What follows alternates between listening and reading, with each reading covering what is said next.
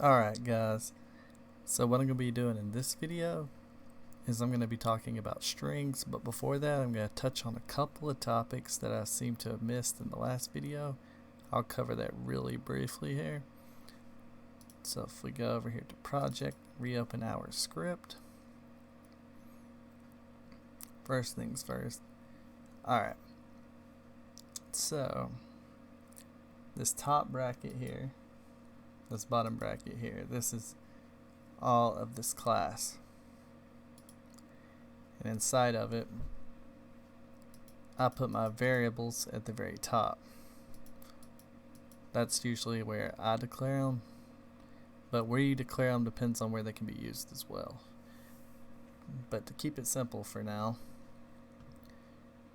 the start function here, that's only going to run where we put the debug log to show our health and movement speed. That's going to run at the very start. However, this update is called every frame. So let's see if we can just copy our code here, paste it in there, and I'm just going to comment this out for a moment. You can comment stuff out by putting 2 of the slashes. So now I got our code saved. We'll go back here to Unity, and now if we press play, go to our console, it is going to continuously, every frame, see 999 plus, every frame it's going to display those numbers. Now let's go back into our code. I'm just going to delete that out really quickly. Let me clear that.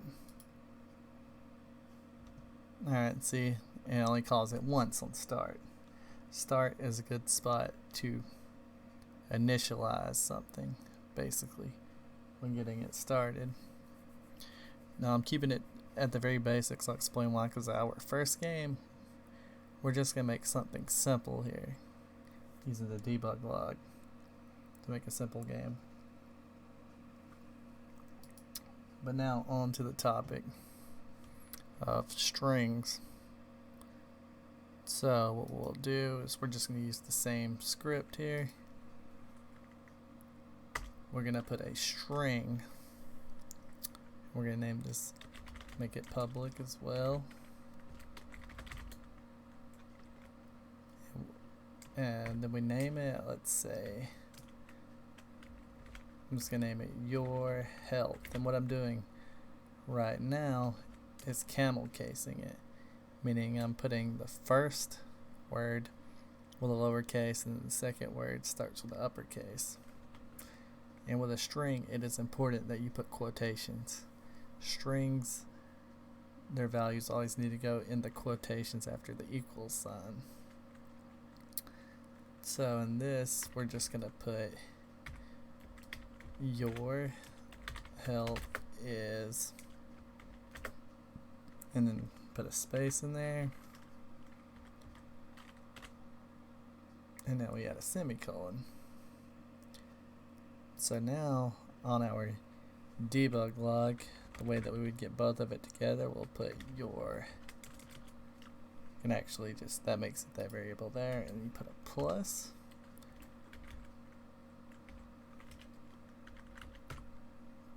health. And now we're going to save that, and you're going to see how this runs. Now your health here, that this name your health, it is containing the string your health is. That's essentially what it is. So since there's a space right here, it's important that I put that space before the semicolon, or before the quotation marks. That space is going to be counted in there. So it's going to say your health is, and it's going to have that space there, and then whatever the value of health is. And that's how it's going to show up when we hit play, as you'll see. There, your health is 10. which I know that's not really too useful at the moment, but that's more of a learning experience. Now, see, we could have done this right here as well. We could have put your health is. Make sure I put a space.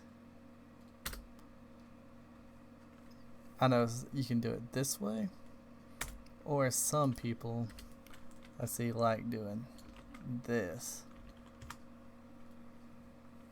Either way is correct.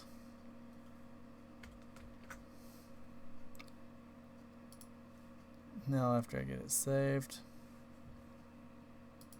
or run it again, your health is 10. So that is how a string works. But other reasons you might want to have that later on, let's say you want to have a string. I'm just going to go ahead and delete that for now. But a real reason you might want to have a string is public string player name.